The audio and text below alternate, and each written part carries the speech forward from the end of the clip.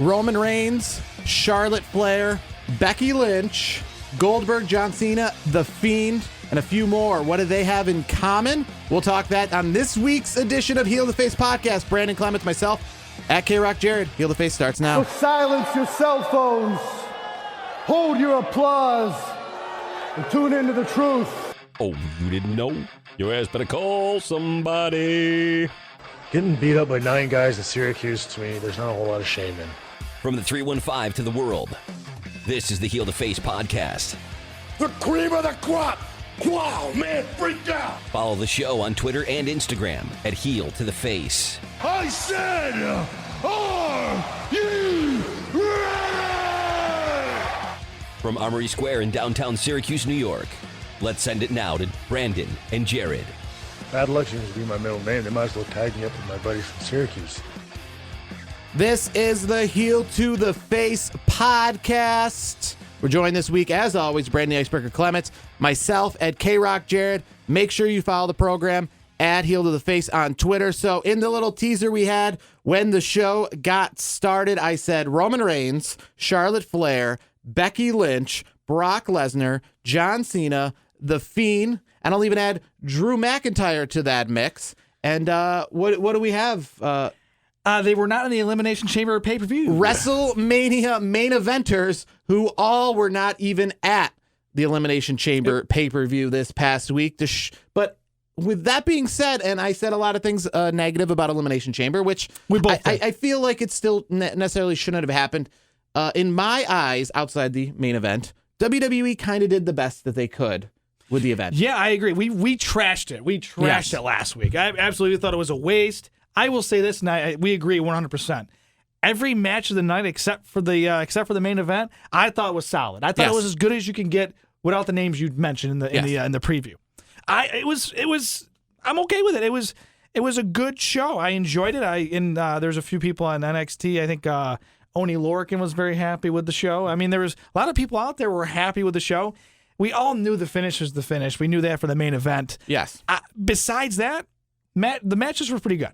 Yeah, I mean, I guess the only thing I could take away from the main event at all was that Asuka kind of they had Asuka come out last, who, in all our eyes, if for some reason WWE pulled the craziest of audibles, that would have been the closest we would have had to maybe her winning versus Shayna Baszler. If WWE, it wasn't going to be Liv Morgan.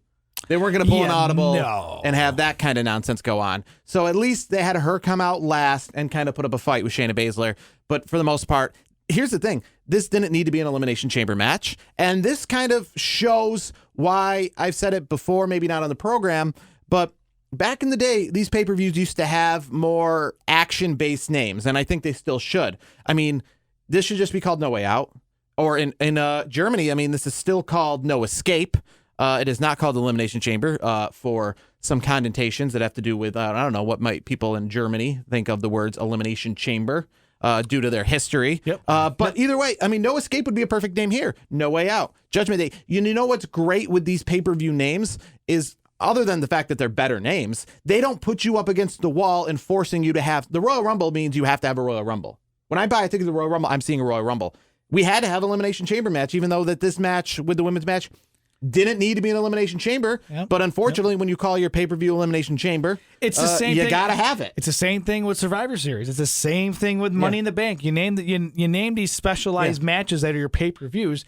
You got to have those matches. So, in the sense of if this was just called No Way Out, we necessarily wouldn't even have to have an Elimination Chamber match in any of these. No. And especially the main event maybe could have just been a 3-way or something.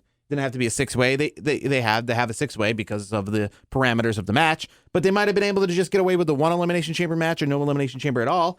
And the best part is you can save them for when they're actually warranted. I used to like back in the day when Hell in a Cell would pop up when it was warranted, when these guys have been fighting for so long. How is this rivalry going to end? And somebody comes out and says, the last match, you guys, Hell in a Cell. Now they don't pull it out other pay-per-views because they know that they're doing it in October, so they try to stay away from it. But then you also have the fact that some of these matches that don't necessarily warrant a Hell in a Cell match now have it because this pay-per-view needs it. But getting away from that, there's so much more to talk about this week. Overall, though, a decent pay-per-view. I'm surprised Daniel Bryan had so much good things to say about Drew Gulak after almost dying there.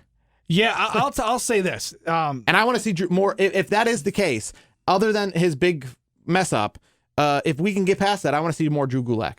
I agree. I think Drew, Gulak and Bryan, I think that was the match of the night. I love that match. I don't know if that was your match of the night, but to me, from start to finish, that was a great way to really kick off the pay-per-view. I thought it was fantastic.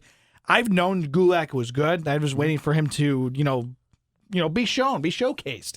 And you could see after the end of the match, like Daniel Bryan was like, "Yeah, dude, good job, man." Like, I want to see more of that. Like, I want to see. I really do wonder what Vince had to say in the back though after that one spot. I mean, those things will happen. I mean, in another scenario, in a bigger match, all people, Daniel Bryan. Yeah, that wasn't good. I mean, think of it this way.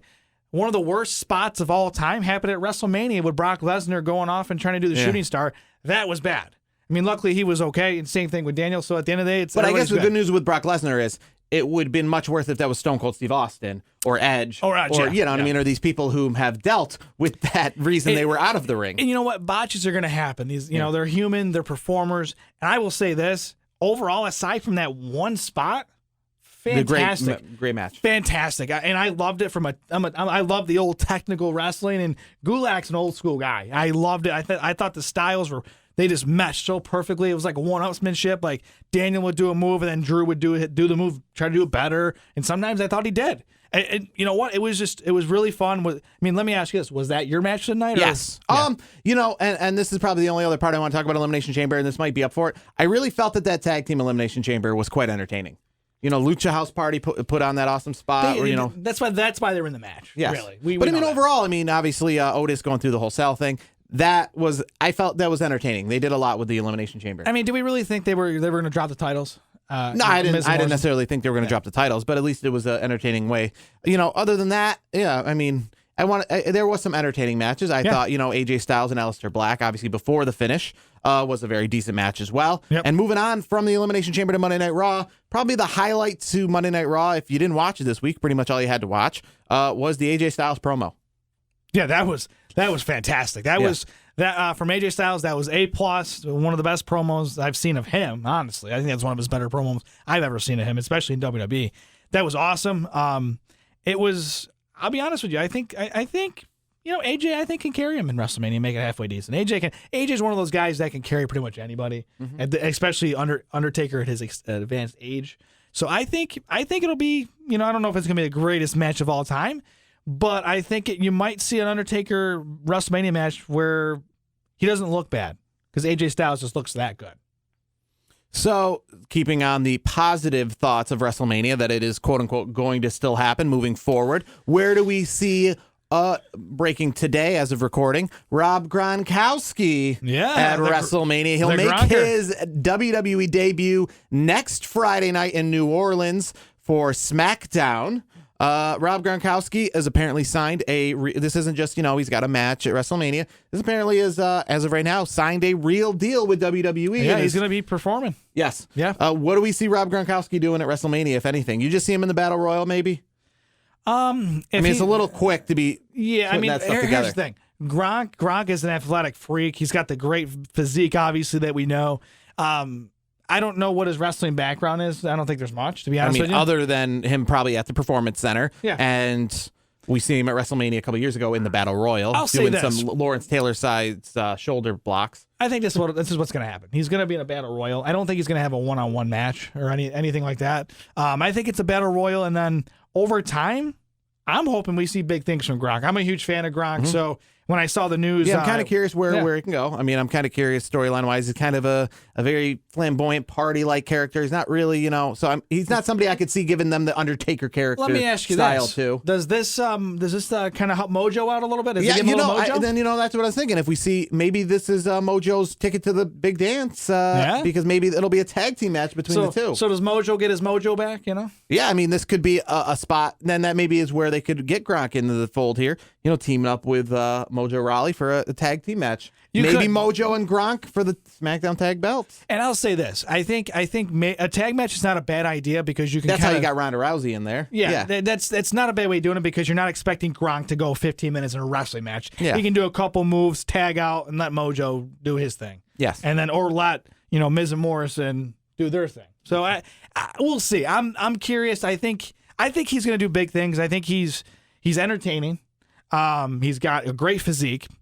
We just got to put the wrestling together. I think we got ourselves a potential star. I really think that. And the final thing I guess I want to talk about when it comes to a lot of the in-ring stuff, and we haven't talked about this in a while, but, well, it still has WWE ties to it. Matt Hardy, it looks like he will be joining AEW in the very near future. The quote-unquote Dark Order, new group came out. They put out a tweet that seems that if you follow all the letters means Matt Hardy. Here's the thing. What do you see, I guess, Matt Hardy? Do you just see him returning to the broken character kind of similarly? Yes, I do. Yep. And I guess my thing is, would you rather just see Matt Hardy just stop wrestling, or do you want to keep seeing him go? Here's the thing. I think he can, if he's going to be the leader of the Dark Order, because that's what I'm thinking. That's where it's going. Because a couple months ago, remember, we thought he was done. Yeah, I mean, he was back in producing roles. Yeah, and now he wants to leave. And here's the thing: you can protect him a little bit, and if he's like the leader of the Dark Order. Like, he can have his lackeys do more of the matches on every Wednesday night, weekly basis, and have him more as a pay-per-view attraction. Protect him a little bit, I think, or have a match on Dynamite here and there. There's ways to protect him. I mean, that's what you can do. Jericho, he's a unique character. He's almost 50 years old, and he still can go. Matt Hardy's had a lot of injuries, too, so I think the best way to integrate him into AEW, have him be like the leader, like the cult leader of this Dark Order, and then have him on like pay-per-views and stuff. And like he'll talk on the mic because he still can cut a good promo. I mean, his YouTube channel, he cuts some really good stuff on there. So that's where I think it goes. Speaking of good promos, it looks next week, all so far as recording time of the show, we'll be heading to AEW Dynamite live from Rochester. Yes. We'll be recording the show on the way there from outside the arena. And one thing it looks like could be a possibility when we talk about AEW stars, formerly in WWE, making their debuts, is Brody Lee going to be Jake the Snake's man? I think so. I think it is. I mean, we already know that Brody Lee is going to debut in Rochester in his hometown. That's already been kind of advertised. His contract, his contract with WWE, like that clause, that non-compete clause, that ended like a month ago. He could have been wrestling all along, but they're saving him for a cool thing. And Jake the Snake, while he may not be obviously able to wrestle anymore, did have I guess he talked and did a pretty good promo with Cody Rhodes last week. Yeah, I watched it. Great promo. I mean, he ripped into Cody. It was great. I thought it was cool to hear that. I think you're right. I think Brody Lee is the guy. Now, do you see this kind of being like a Brock Lesnar kind of style? With Brody Lee being the quiet one and Jake the Snake being the mouthpiece? Why not? Why not? I mean, Jake the Snake. He kind of, right now he's got a bad taste in his mouth with WWE because I don't know if you read the reports that were out there. Vince McMahon pretty much said, if you go to the gym, I'm going to fine you. Like, that's how serious. Like, there's some issues there with Jake and with WWE and Vince, because I guess I think it was Corey Graves' podcast. Maybe it was one of the outlets. I'm not remember off the top of my head, but he did say that Vince told him, if you go to the gym, I'm going to fine your ass. So obviously there's some bad blood there, and AEW is it seems like AEW has put him in a good position where he can't wrestle anymore because of all his injuries and his age and all that. But if he can manage, why the hell not? I think it's fantastic. I think AEW is doing the right thing with Jake. So moving on to, obviously, AEW, whether that's up in the air next week, everything seems to be up in the air as of recording. Yep. Outside the world of professional wrestling, sports entirely seems to be, the big topic today, because that is where mass amounts of people gather, and that's where college basketball obviously is known for March, and there are lots of college basketball tournaments being canceled. Looks like the Final Four is going to be played in front of nobody, yep. And that, I think, is the biggest domino to fall when it comes to what we're going to expect with Wrestlemania, because a lot of friends and I were talking about Wrestlemania, and I said, Final Four is that same weekend.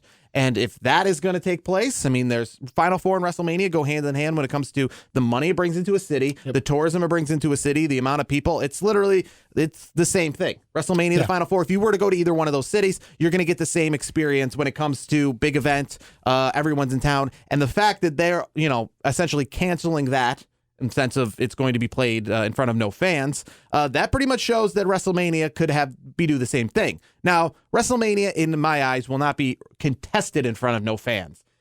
If it doesn't happen on April the 5th, it will probably be postponed to a later event. I think WrestleMania stuff will still take place. It just won't take place that weekend.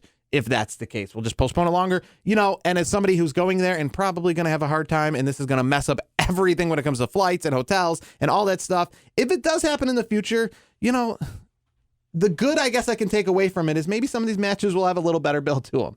Yeah, that's also true. Overall, looking at the whole picture here, we're going to AEW next week, hopefully. Selfishly, I really want to go. We've been talking about it for since selfishly, I want to go to WrestleMania. I know that too. Yes. I think one of the things is probably it's kind of funny that this coronavirus thing is such a big deal because one of the events that I'm going to is a pool party at a casino. Now, if anything was to get canceled just by a single event, I assume it would probably be something like a massive gathering of people in a pool in swimming trunks. I'll just say what a time to be alive. Yes, but and here's the thing: if it was up to Vince McMahon, I probably wouldn't be as worried. But it seems like that is not the case.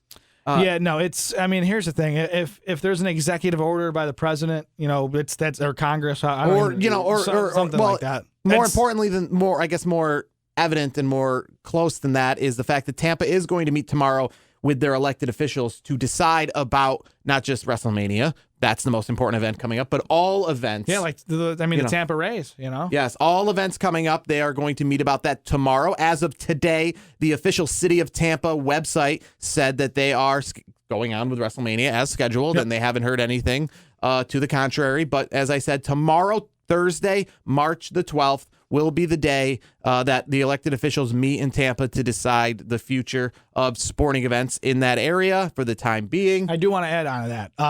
Make sure you follow us on Heel to the Face. We'll let you know of what we hear when we hear. Because that'll cancel and disturb this podcast specifically because I'm going to WrestleMania as I do every year, and believe me, I'm very excited to go to this year's WrestleMania. Maybe more so. Now, I don't want to say more so than others. The WrestleMania itself doesn't seem to be the hottest one. But, Tampa, anytime, Orlando, I would say probably one of my more fun WrestleManias to go to because the weather was great. Anytime you can be in a pool and lounging out in shorts and a T-shirt prior to going to a wrestling show that's outdoors in nice 90-degree weather. Yeah.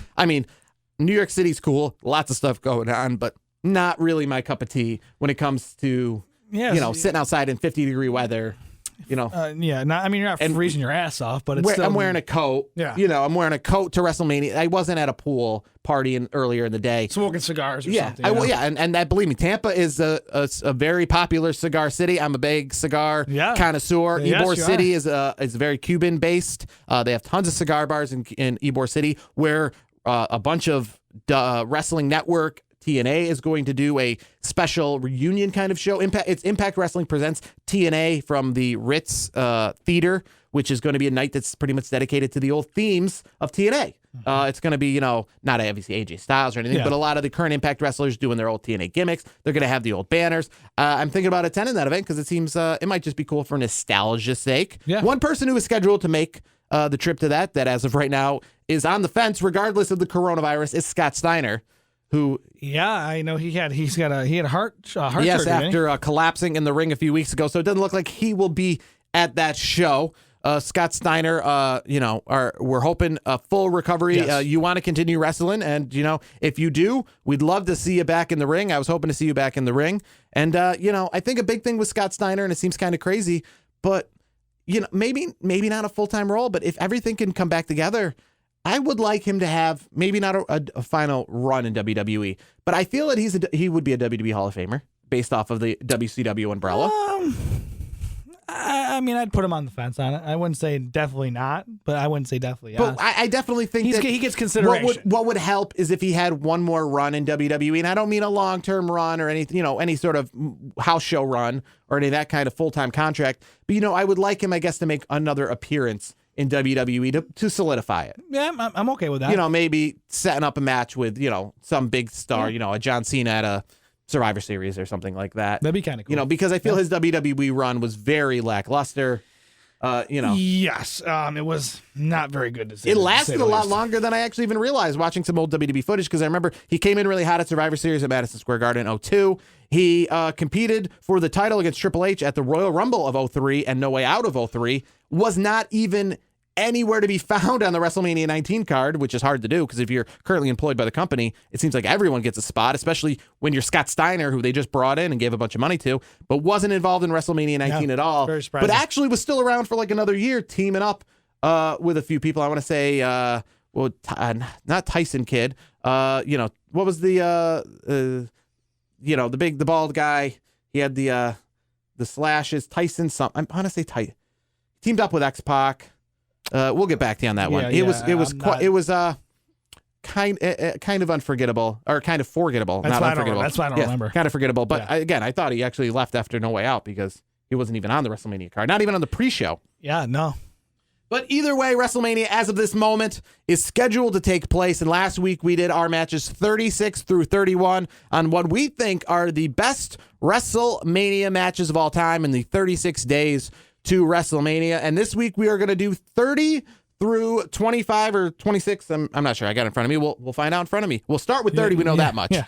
And we at least have 5 matches in front of you. So we'll move on to what I think is number 30 on the list. And I have the matches in front of me, and I'm picking them kind of right now. So I have the 5 that I'm going to pick. And I'll say number 30 is Macho Man versus Ultimate Warrior, WrestleMania 7, the retirement match for Macho Man, which didn't end up being a retirement match. Yeah, But I thought the match, was really good. It's unfortunate maybe it didn't have a little bit bigger build. I feel that match was better than the main event, which was Sergeant Slaughter and Hulk Hogan at the time. And definitely, we talk about maybe not the best matches, but, give it some credit because at least it was the best match on that card. We did that with WrestleMania 9, WrestleMania 11.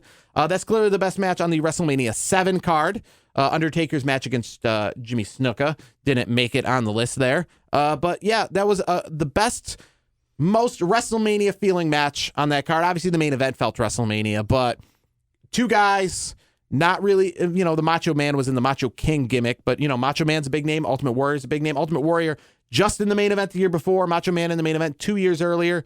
It would have been, I would have maybe rather seen this at WrestleMania 6, Macho Man versus Warrior, belt versus belt. But either way, 2 Hall of Famers going at it in what was, a career on the line match. Obviously, Macho Man getting back Miss Elizabeth at the end of the match. I'm going to pick that for my 30th best WrestleMania match. Moving on, another probably best match on the card. Moving to WrestleMania 8, Bret Hart versus Roddy Piper for the Intercontinental Championship. Good match. I think that might have been the best match on the WrestleMania card in Indianapolis. It's kind of strange. WrestleMania, there's a few arenas and stadiums that are kind of anomalies in WrestleMania that they're like, I forgot that they had it there. Yeah. Because they don't really return there. No. Yeah. The Hoosier Dome in Indianapolis or Indianapolis in general, they haven't been back to.